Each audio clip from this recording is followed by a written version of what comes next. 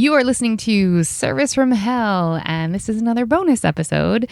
And this is coming on the heels of your host, Kate Gaffney, me, working a temporary retail job for a month. And holy shit, do I have some stories already. Who knew this was possible in such a short amount of time? But I have to be slightly careful about names and places, and so I'm going to be being a bit vague on the specifics of what this actual job is. But man, do I have some feelings, and I have almost walked out so many times. And the biggest thing is that I work for someone who is abusive. Who knew? So we're going to get going on this bonus episode.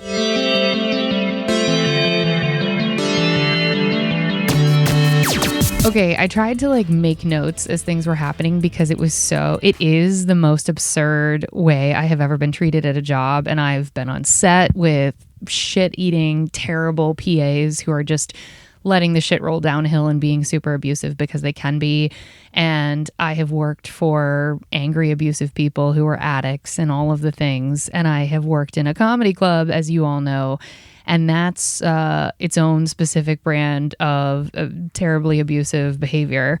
But when you work for one person whose business it is to sell something that they perceive as high-end, which you yourself, me, do not perceive as being high-end, and your job is to sell said thing, it can be a conflict of interest. Now, as I'm certain you all have heard me share about on this podcast before, I am a hard worker. I give a shit about the jobs that I'm in. This is definitely not a job I would want forever. Dear God, please no. But I leave it all on the floor. I want to do a job well. I care. And I care about, if you want me to sell some tchotchke bullshit, I will sell some tchotchke bullshit. And if that's what I'm being paid to do, that's what I'll do. And as of recording today, In-N-Out, which is, for our international listeners, is a fast food restaurant that serves burgers and fries, very simple menu. They have uniforms, they have benefits. They are offering $17.25 an hour. Now that's minimum wage in different parts of LA where I am currently recording this. But it's, you're not getting rich on that, but it's a fast food job and it's pretty repetitive and they're offering benefits on top of that. So put a pin in that. The job that I'm doing now is temporary. It is just for a month, and it was to help someone out. And I was told it'll be 5 days a week. It is now 7. I was told it will be about 8-hour days. It is now 12. And one of those days where we are technically not at the location because it's a pop-up boutique for a month. And one of the days we are dark, which is Mondays, I'm still getting text calls and emails regarding this job, which is not brain surgery. It's not heart surgery. It's not teaching. It's not being an EMT. It's not elder care. It's not child care. It's none of the things that are actually really high stakes and really matter and have some sort of long lasting effect on, the Earth's rotation. Yeah, it's none of those things. It's selling, I have to be so careful. It is selling particular items from the country of France, and I'm working for a French boss who has all French employees except for myself. I was hired to be her sort of right-hand person for this particular showcase event for a month and to help her out and do the best I could. I was warned before I started by my friend that made the connection for me, her husband, and herself, that she has a, quote, difficult personality, unquote. And here's the thing, when people tell you and show you who they are early on, as we all know, we're meant to believe them. But I thought, it's just a month. How can it be that bad? It's just retail, which I've never done before, full disclosure, prior to this job. And I thought, there's no way that this is going to be awful. There's simply no way. I was wrong. I have almost walked out many, many times. And here's an example of why. So as I said, we're selling what is perceived to be a high-end item from a different country for a person from said country. I will be talking to a customer and I will ask a question of the owner who has both encouraged me to be in charge and also negged me to the point where I can't be in charge, which has led to apathy on my part in a lot of situations. And I will be speaking to a customer and I will turn, this happened today, and I said, oh, we've since moved the piles of this item. Is this still the 78 inch? And she goes, come on, Kate, you should know this. I don't understand. How long have you been here? The customer is to my left, who I am trying to sell to, on her behalf, for her business. And I just looked at her and I said, well, the piles have been moved quite a few times. I wanted to confirm. And I was right. And I was confirming for the benefit of her business. Another example, just today. I was doing the receipts because the way this benefit works is you get a written, like a handwritten receipt for every transaction. And because it's partially a charity event as well, which BFD, if you're being an abusive boss, I don't give a shit that 25% of your sales are going to some charity. Be kind to your employees. Anyway, so I'm writing these receipts. I'm interacting with customers. And she yells from across the room, Kate, when I see you doing nothing and I lose sales, this is unacceptable. It's unacceptable. She came over to repeat herself because what she likes to do is try and get everybody to a 10 at the same way she is at a 10, which is insane to me. And I'm so good when you're being a 10 at making you feel real dumb because I will start talking to you like this. And I will never let myself speak faster than this because I want you to feel dumb. And so when she repeats herself, you do nothing. And I turned to her and I said, you looked over here and you saw me doing nothing. In fact, you've at any point looked at me in this booth and seen me doing nothing. And she changed the subject. It's that kind of thing. And a person can only take so much of a management / quote unquote leadership style of negging to the point where they either try to sabotage your business because fuck you, or they become apathetic or they quit. And what I would tell you if you're in charge of people is you better hope they quit, because apathy is far more dangerous than someone stealing from right underneath you. Because apathy means they're not going to present correct information, they're probably not going to talk to everybody, and they're just simply not going to give a shit. And then she yelled at me, 2 days ago, because I opened a piece of plastic incorrectly, and that piece of plastic fell on the ground. And I was told I was costing her money, and she kept yelling and really wanted me to react. And I finally turned to her and I said, ma'am, her name, I want your business to make money. I'm not trying to sabotage you, and I don't understand this reaction. I apologize for opening the plastic incorrectly. It fell on the floor without my knowledge, because we're also servicing, she's selling like upwards of $20,000 a day. And the small items that she sells, it takes a lot to get to that total. And so you have to go. And she has 4 salespeople on the floor at any given time. That includes her. And it's a lot of work and it's exhausting. And if I have to repeat myself one more fucking time, I'm really having, it's tough. It's tough to repeat yourself. So put a pin in all of the abuse stories, because I've only given you 2 of so many. But she also does that thing of, she knows she's abusive, so she'll make jokes like, oh, I'm so crazy, or she'll say, it's my business. You don't care about my business the way I care about my business. And it's like, well, now I don't. You're pushing me to get to that place. But what I don't understand is your business is clearly making money. You're doing super well. And you think that yelling at your employees in front of customers is doing you a service? Like, you would rather yell at us in front of a customer who's trying to spend money than pull us aside later and be like, hey, here's some more information to help you out. I have worked for this woman for 2 weeks. I now know her inventory. I know the pricing. I know the sizing. I know everything there is to know to sell these things well.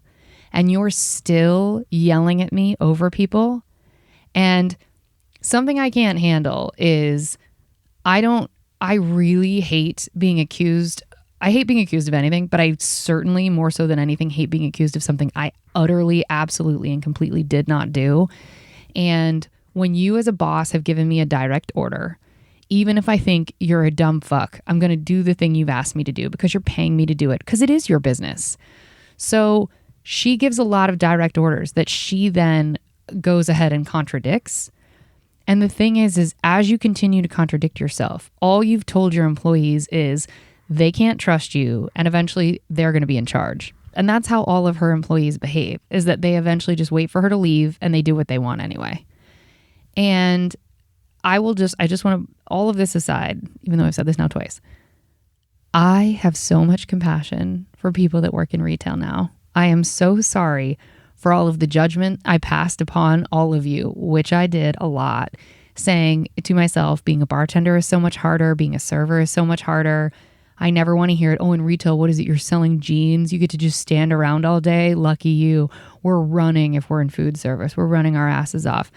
I had a whole story in my head about how easy it was for y'all to do the job y'all do.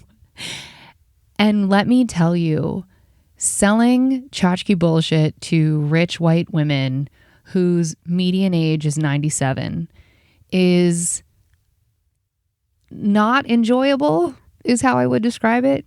For example, the receipts that I mentioned before that we have to handwrite, we have to take their first and last name and their phone number.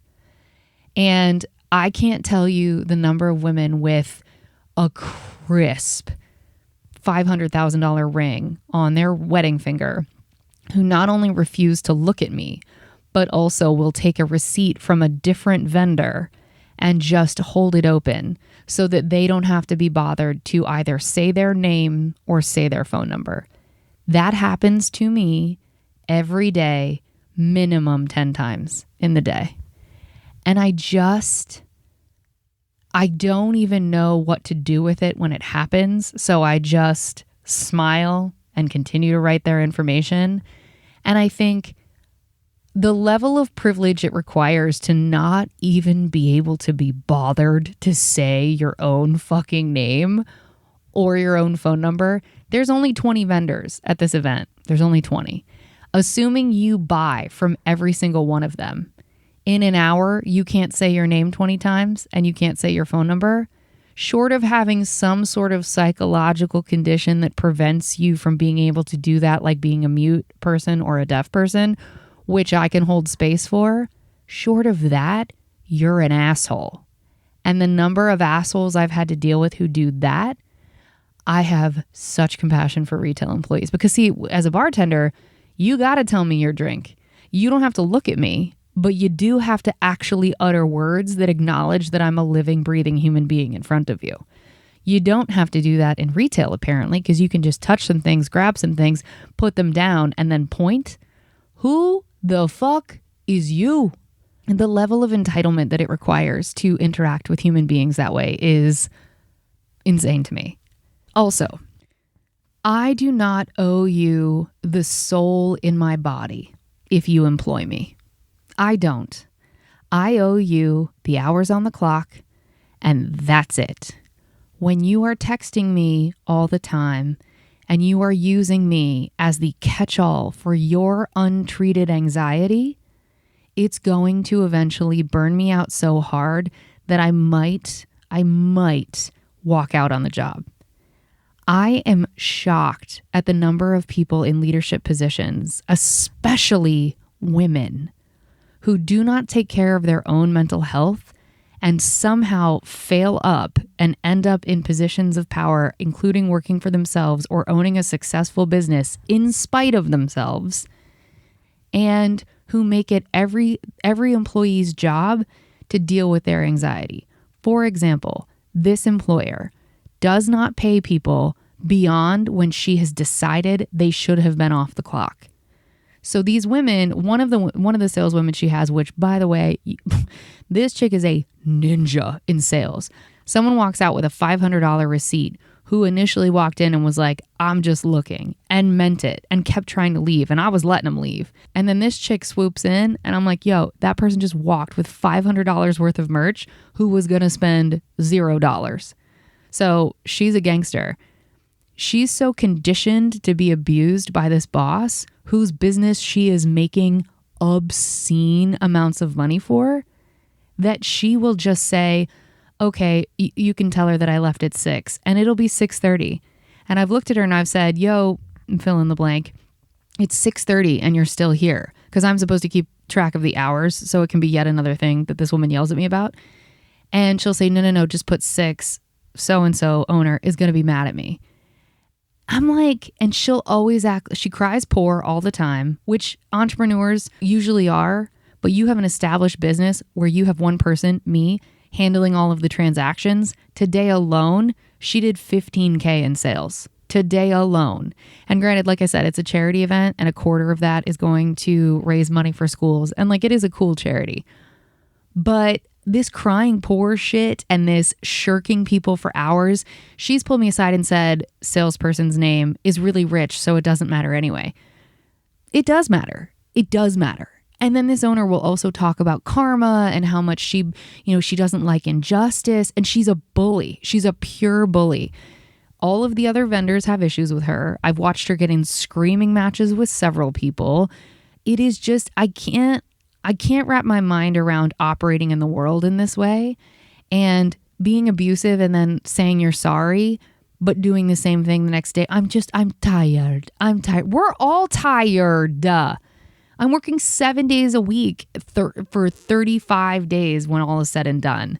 And I know people work harder and work longer, but it's astounding to me. I've never witnessed anything like it. And she will be dealing with a client and she's so excited to live in my anus that she will be yelling at me over customers whom she is showing items to about how I'm doing something wrong when I am mid-sentence with them. And I have so much respect for people in retail now, I can't even tell you. And I'm certain that this event that I'm working, my roommate said it to me early on. She goes, hey, I think you're going to get a lot of podcast material out of this. And I thought, no, I mean, probably not. I'm not going to talk about it. Who cares? It's just like a temporary job. And then she was 100% correct. Obviously I'm getting this episode out of it. And not walking out is my act of defiance. A, I need the money, but B, it's like, there's a practice in this where I straight said to her today, and I would never think of saying to a boss anything like this ever before. But I straight said to her, I was like, you do seem tired. You should definitely go home, because she was debating about going home. And she goes, are you trying to get rid of me? And I said, yes, because I am. The level of chaos she creates and justifies it because she's like, oh, it's my business. It's my business. People that succeed in spite of themselves make me angrier than I am able to articulate, because those of us who are nice and prop up people like this, these abusive bullies, I'm actually part of the problem. In fact, I might be worse than she is, because I'm still helping her business make money as she continues to be abusive. And I have 600 stories like this. And God help you if you make what is a perceived mistake. I don't know why anybody continues to work for her, including the woman who sells her millions of dollars of stuff to people who don't want anything. I don't get what they're getting out of it, because she's paying in and out wages for a job that she expects you to have a PhD in sales to do. And she accused me of her losing 2 sales today because of me doing my job. And she said, you always need to be looking. You always need to be looking. This is why I'm the boss. I am always paying attention. I am always paying attention. And it's people are learning to tune you out, including customers. There was a woman who this salesperson had put together, I think she was going to spend $3,500 worth of stuff. So we pulled $3,500 worth of stuff for her. And like I said, this is a charity event where we handwrite receipts. So they have to go to a separate location to pay, and then they come back to us at the end of the day and pick up their wares. She never picked up her stuff. This owner of the business proceeded to figure out whose email hers was on the email list, emails her and is like, hey, we pulled a lot of stuff for you. Let me know when you're going to pay for it. And the woman said, oh, an emergency came up at work. Thank you. I won't take those items or whatever. And the owner doubled down and was like, you pulled these items, they're yours, blah, blah, blah. And she gets away with a lot because everyone's like, oh, this just must be how the French are. But I have French friends who don't operate in the world like this. So you leaning into a stereotype of being like a rude, pushy French person and building a business off of it, I mean, I guess good on you. But continuing to be a bully and be super abusive to everyone and just say like, she has literally said to me, and this made me want to rip out my own eyeballs with a toothpick. She goes, this is war. This is war. The other vendors, you do not talk to them. This is war. They want the secrets. They want the secrets. And I'm like, do you really, really think that what you are doing is on par with war? Ma'am. But ma'am. What? What? And anyone who's worked in retail, the thing that they don't tell you or that I just didn't know or didn't pay attention to, and God bless anybody who's been on the podcast who's worked retail. We've had a lot of guests on that have talked about it. Having to repeat yourself 1,000 times a day is crazy making. And I kept thinking, for any of the moms and dads who have always said, oh, when you have kids, you have to repeat yourself all the time and it's exhausting. I thought, imagine working a retail job as a parent and having to repeat yourself 1,000 times in the day and then going home and dealing with your kids and having to repeat yourself there. Shoot me in the face. I don't have it. I don't have it. And that's the thing about retail. They say that, as a bartender, you're stuck behind the bar and you're playing therapist and whatever. Sure, but I can change the subject or I can talk all day about random whatever. In retail, the fact that I have to repeat myself over and over and over and over again, give you the same dimensions, answer the same dumb fucking questions, and sell you shit you absolutely, utterly do not need is a mind-numbing, soul-crushing activity, almost unlike anything else I've ever done. And I've done background work on set, and that's pretty soul-crushing too. But this is somehow worse. And like the owner came over today because I was being nice to someone who didn't buy anything. And she literally goes, they don't buy. Bye-bye. And ushered them out. And like, it's not cute. And if it were me and I was buying from this person and they were treating me or any of their staff like this, I would immediately leave my purchases there and not actually move forward with paying the receipt off. Like, failing up is a thing. And the thing that's the most disappointing is I have to look at people who make these purchases and I say like, oh, you've supported, a female-owned small business and you're also supporting bringing music to schools. But as I'm saying you're supporting a female-owned small business, in my head, I'm like, yeah, an abusive woman who only hires other women and talks shit about all of them when they're not around and goes on their social media pages and makes fun of their pictures when they're not in the room and talks about how stupid they are, they don't have any class. It's like, no, that's the female-owned small business that you're supporting. And I am grateful for the opportunity to earn money, and I'm grateful for the opportunity to be learning how bad it could be and to be grateful that this is only a temporary assignment. But I just feel like the level of abuse that she is okay with spewing down on everyone is almost like a social experiment. And it, like I said before, it's an abusive person like hitting you in the face and saying, I'm so sorry I hit you. But it's worse than that. It's an abusive person hitting you in the face saying, I'm so sorry I hit you. And then not but 15 minutes later, balling up their fist and doing it again. And the other thing is, and let me just say, leaders of the world, you are who the buck stops with. You're the business owner, you're the president, you're the COO, you're the whatever. Even if the people underneath you made a mistake that they should be held accountable for, which they should, front facing to your shareholders or a customer or the people you're leading, you take the bullet, you take it on the chin. But you certainly don't lie so that your employees have to take it on the chin for your mistake. She said to me, hey, grab that woman. She owes us for this particular item. And I said, oh no, she paid us the other day. She doesn't owe us for that. And she goes, why didn't you tell me? She does owe us. She does owe us. And I said, no, I created a receipt for her. She came back. She paid for it. She got it square. She goes, no, you're not paying attention. You don't know. Go get her. So I go over to her and I said, hey, owner is confused and has said that you owe us for said item. Do you mind just going over and chatting with us so we can get that sorted? And she goes, no, I paid you for it. And I said, I know, I have the receipt, but the owner has some questions. So I bring her over to the owner and I say, hey, owner, this woman did pay, but she wants to clarify it with you. So then the owner goes, oh, Kate didn't tell me. Kate, why didn't you tell me? You don't tell me this. Why did you bring her over here? No, it's okay. Kate made a mistake. Fuck you. The number of times she has done that to me also, where I'm taking a bullet for her error, is unbelievable. And then she'll do this victim-y shit of like, oh, my business, it's my business. Oh, no. Now I've made her not French. Eat some my bees. Oh, now I can't do the accent because I'm too tired because I worked all fucking day.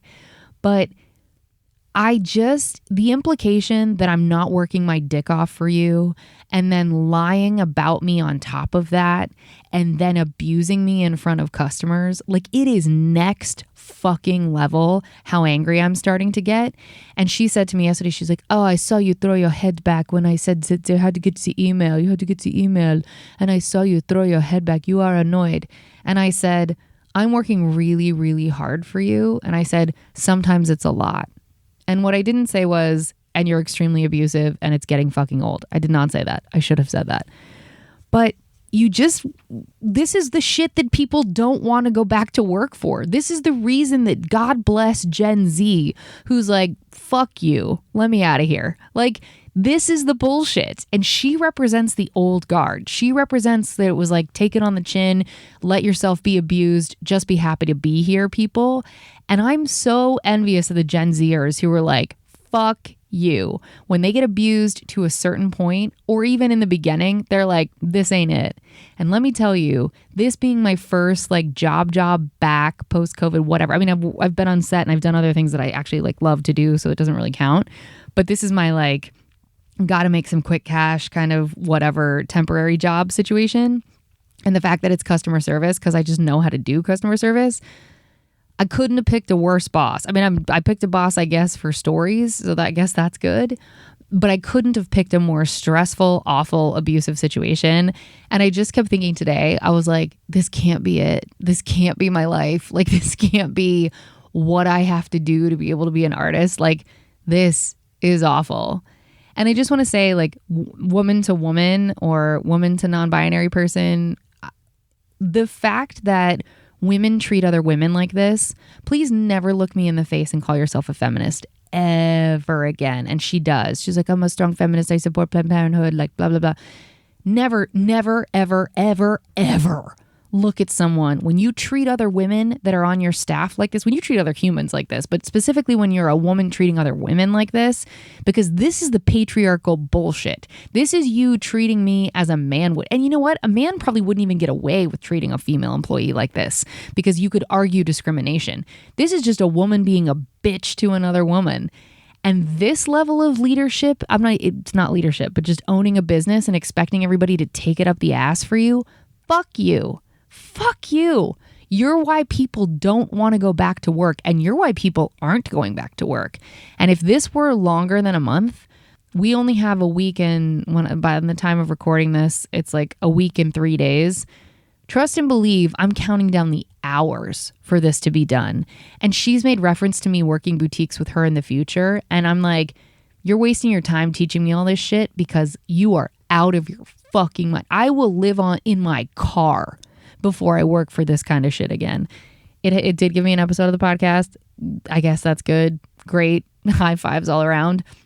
But I cannot, working for people who operate in the world like this is, I mean, look, some of working is taking it on the chin a little bit. This is abuse. And there's such a fine line in between. Correcting behavior is different than screaming and embarrassing someone in front of customers and constantly accusing them of doing something wrong that is your fucking fault. And also, like, right size your contribution to the world, business owners. Understand, when you sell tchotchke bullshit, when you stop selling tchotchke bullshit, ain't nobody gonna miss you. If you sold, I don't know, salads and coffee, that's not tchotchke bullshit. And I'll tell you, I'd miss you if you stop those things. Like, Trust and believe a grocery store employee is far more valuable than someone who owns a business selling tchotchke bullshit. That's all I'm going to say. And your stupid shit that you feel like you get to abuse people over and that you are abusing people over is I hope you wake up in the morning, look in the mirror and think, I'm embarrassing. I'm an asshole. Because you are. And whilst I'm grateful that you are underpaying me, but that it is for a month and whatever, I am not grateful that your expectation, because we are having an exchange of services for money, is that you get to act out like this. Fuck you. I've had it. And for anybody that has a boss that operates in the world like this, I hope you quit. And I hope you quit in a blaze of glory, because this is insane. Not only am I having women who can't utter their fucking names to me holding receipts in my face, but also I'm working for a boss like this. No, thank you. Can't wait to be done. So anyway, this is a bonus episode to just say, I'm sorry, all of you retail employees that I judged. And I'm extra sorry that I ever had an opinion that this was easy, because it's not. I'm tired of repeating myself. And I'm having, you know how everybody says like you have server nightmares, you don't have server dreams? I'm having retail nightmares now where I'm stuck in this fucking booth selling this nonsense. And then I'm continuing to get yelled at from a person whose mental illness is not being managed. And I don't want it. And I got to figure something else out, because this ain't it. And also, if you're a woman in charge of other women, don't do this, because you're worse than the patriarchy. It's an inside job. The call is coming from inside the house when you're this shitty to your own fucking gender. I'm not saying I should get a pass for being a woman, but I leave it on the fucking court. I'm making you so much money. Alone today, me personally, I sold minimum $4,000 worth of your stupid shit that I don't care about. So don't look at me. The second you see me fucking around on my phone, and trust and believe my bathroom breaks be getting longer and longer, because that's what's going to keep happening, because my apathy is getting higher and higher. And that's the other thing you do. When you neg people to the point of destruction, then apathy reigns. And when apathy reigns, so do mistakes. And when mistakes happen, you lose money. And it affects your bottom line. So when she hired me, she was like, oh, this is my biggest event of the year. It's like a $100,000 event for me. She's so full of shit. This is a $300,000 event for her easily.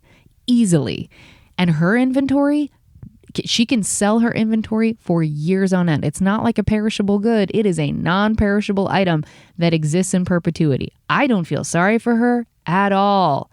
And I can't wait for this to be done. So in summary, I'm sorry for all of my judgment, retail workers. Your job in a lot of ways is harder than food service.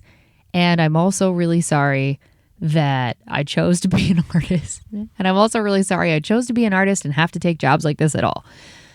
Somebody put me in an office. No, please don't. Actually, don't. I don't even want to put that out there. But my God, if you are a business owner, be kind. Shout out to Emily Rex, who I hope y'all look up her name. She is the best fucking boss I have ever had in my life. And she is certainly the best female boss. She's the best boss, full stop, best boss ever. But a female boss who not only empowered me, but propped me up, gave me opportunities well beyond what I was ready for when I was super, super green, and tried to get me to not move to LA from San Diego, because she said, I see a huge potential and a huge future for you. If you stay here, we can make it happen. God bless you, Emily Rex. You changed my life. You showed me what it was like for a female to be in charge and honor the females below her. She was, super hot. She still is. So she wasn't intimidated by me, but she's super hot. So there was no competition factor. And she's just a general badass who had total confidence in what she was bringing to the table. And that's part of why she was is such a phenomenal boss. I miss her every day I go to work in any job I'm at, because it is so rare to work for a badass like Emily Rex.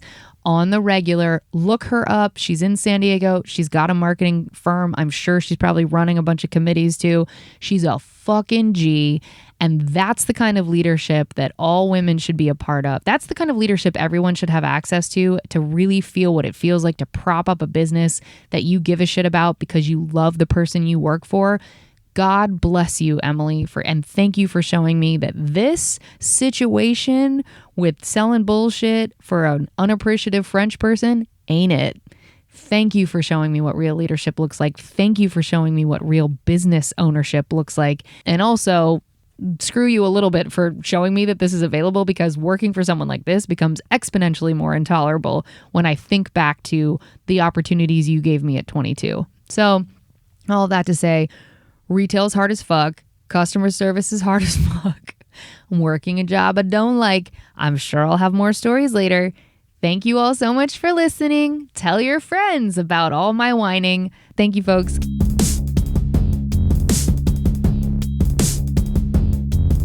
Okay, folks, so I went back and listened to that first part that you just heard about my experience working retail for a sort of pop-up boutique in Los Angeles.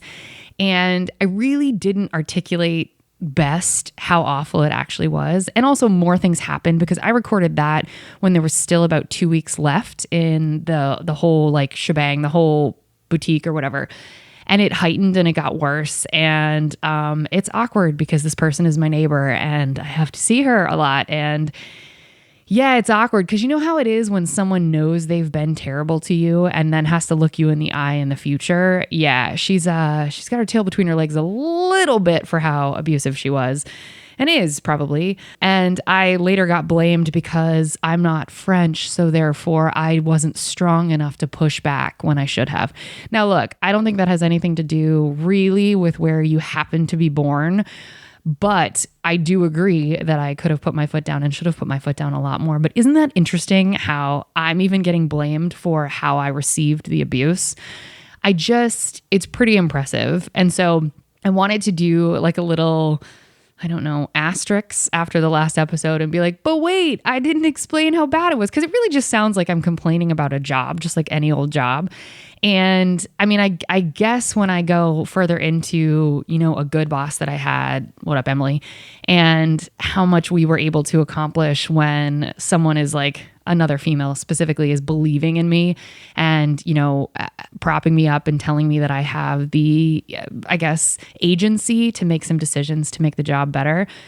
The difference between those two things, I guess, is that's also hard to articulate. But in the last 2 weeks of that job, I was called stupid in front of both customers and fellow employees enough times to where she had hired this young French girl who just happened to be walking by, ironically, and happened to understand French, who she initially hated and said was terrible, and then just took her on, which was ironic. And that girl was a delight. And that girl actually pulled me aside at one point and said, hey, have you ever worked with other French people before? And I was like, no, you know, I know French people, but no, I've never worked for anyone else. And she goes, I'm sad to hear that because this isn't normal. She goes, even for French people, this is too much. And I said, well, that's good to know. You know, I just assumed that this was possibly a cultural difference, but I kind of also knew that this is also just a mean person. Like she's a bully. So like, I don't know. Also, there's a real great line in Hacks that since I have now seen season 2, which my God, if you're not watching that show, watch that show. That's not what this podcast is about. But there's a really great line where one of the characters sends an email about her boss and said, and she's the worst kind of bully. She's the kind of bully that believes she's a victim. And that's a chef's kiss line. And as soon as I heard that, I paused it because I was like, that's exactly what my experience was at that boutique, like that. Because everything was about my boss being attacked and everything happening to her. Small aside. Okay, so back to that French girl. So that French girl gets hired and she was lovely and like pulled me aside and said that. But I was called stupid so many times that the French girl jumped in and said something. I can like understand bits and bobs of French, but not enough to know exactly what's being said, especially after a month of listening to it. And she must have said something to her enough to where my boss was like, oh, I can be hard. I can be hard sometimes. Now, of course, didn't apologize for calling me stupid and didn't, you know, and then went on to say she hates when people take initiative. but then in the next breath was yelling at me for the fact that I hadn't taken initiative to clean this one, like, I don't know, shelving unit up or whatever. And it's like, please pick a lane. Please pick a lane. I think she just wanted to be mad. So anyway, back to, bully versus victim, whatever. So she had gotten increasingly worse in the last 2 weeks. And what ended up happening was other vendors were pulling me aside and asking if I was okay because they were hearing how she was yelling at me. And her voice carries, but she was yelling at me so much that people that didn't even have booths directly next to this vendor were pulling me aside because they liked me. And they were like, hey, Kate, are you good? What's going on? And then they would give me their cards and they'd be like, hey, we see you here. We see you're the one that's doing all the work. And to be fair, the other salespeople that she had on staff are better at sales than I am, and they worked their asses off too. So that was a nice thing for those vendors to say to me, but it also wasn't entirely true. The owner was seated most of the time and just screaming. So they were right about everybody but the owner doing the work, but that's not exactly how they said it. Anyway, so they'd be pulling me aside and saying those things and asking me if I were okay. And then they would give me their cards. And a lot of them said, hey, we do boutiques a lot. We would actually like to, reach out to you in the future and hire you out. And in my head, I was like, I will never work another one of these events. This is a nightmare. But I was like, you know what? To work for someone nice whilst I'm pursuing the arts is that's kind of all I need. Because is it hard to actually be in sales? Sure isn't. Sure isn't. It's not brain surgery.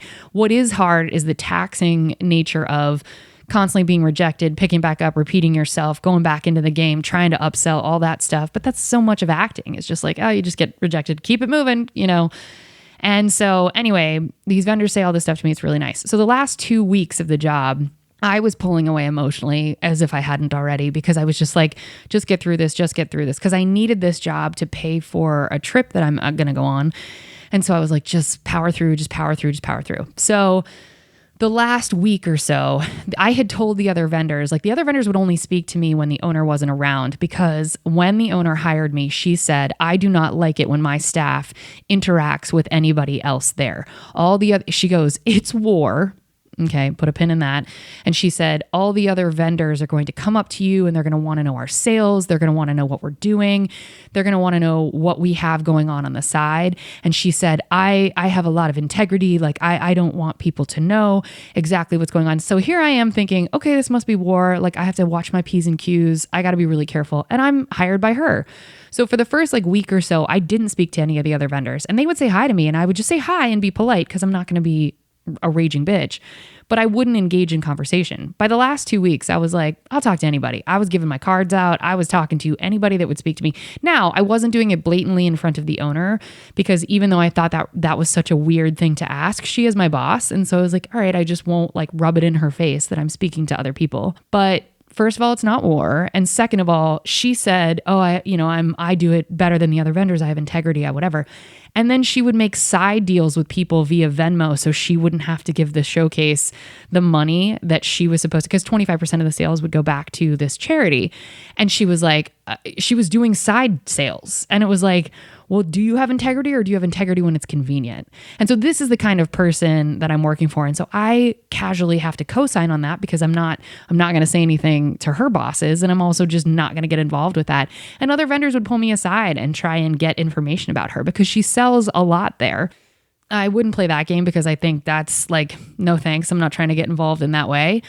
But I think they knew. And so anyway, by the time the last week came around, I had eyed some things for other vendors that I wanted to be supportive of and be like, yeah, I'm going to get this thing from this person or whatever. And I had been really friendly with everybody, and then they had thrown us a party. And so I had talked to everyone, but I wasn't rubbing it in her face. So the last day of the showcase, I'm drenched in sweat, and the owner of a company called Urban, Herban, is delightful. Look up that company.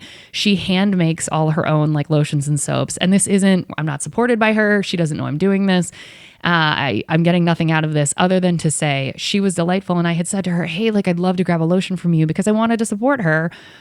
And I ran out of time because the owner who I was working for was screaming at me so much by the last day that she said, we don't have time to eat today. Like, and they were throwing us a final party, they being the boutique like organizers or whatever. They were throwing us a final party and she said, we don't eat, we work.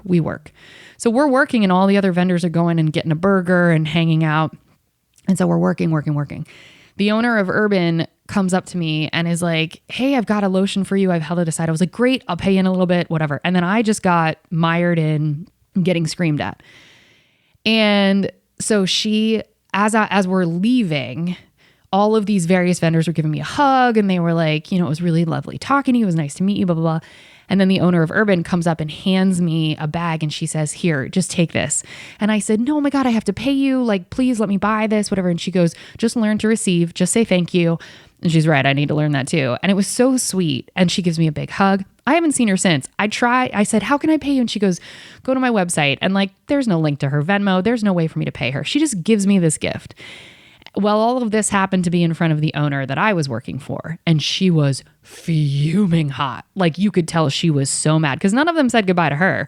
Everybody was polite, but like there wasn't, this owner had made such a stink about being totally rude to everybody. So none of them made any effort with her either. And then another vendor introduced me to her husband and all this stuff. So then I have to ride in the car with the owner on this last day back to our neighborhood because we rode together because we're neighbors. And she said, she's very cold to me, ice cold. And then she just goes, I told you very early on, my employees, my staff, they are not to speak to anyone. This is why. And then she says the name of this other salesperson who she talks shit about constantly. That's why fill in the blank is better. She's better. She's so good at that job. She listens.